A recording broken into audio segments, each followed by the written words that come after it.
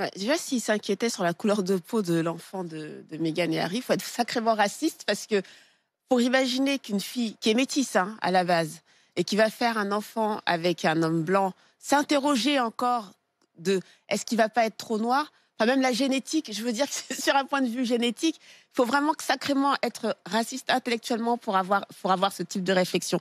Parce que moi, enfin, je veux dire, je savais que l'enfant allait plutôt tirer vers le blanc, ce qui est assez logique, ne serait-ce que si on faisait des calculs. Euh, Ensuite, je trouve qu'il n'y a pas que Meghan en fait qui se livre. Il y a aussi Harry. Harry Elle n'est raconte pas que la son seule père et à... son frère sont Ouais, prisonniers aujourd'hui du elle n'est pas la système. seule Ouais. à déballer lui aussi. Mais ça Moi, fait du bien ce déballage? ça fait du bien.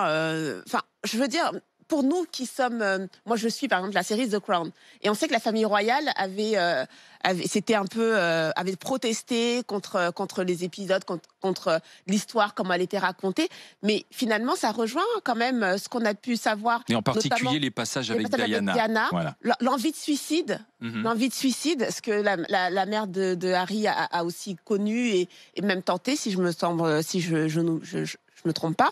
Donc ça rejoint quand même une certaine réalité qu'on connaissait, même avant la série, tous les reportages qu'on a pu voir sur Diana. Et donc je suis pas tellement étonnée de ce qu'elle raconte.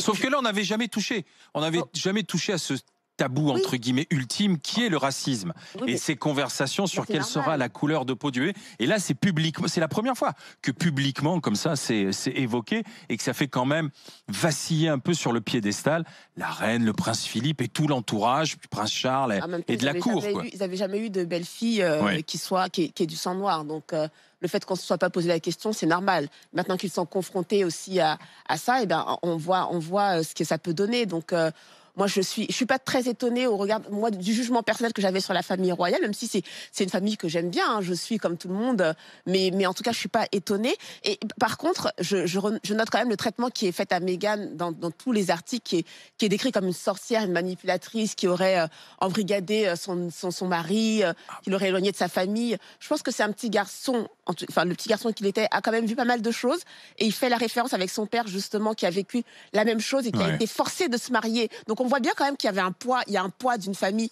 qui est quand même toxique pour le bien-être, pour la santé mentale de ses membres.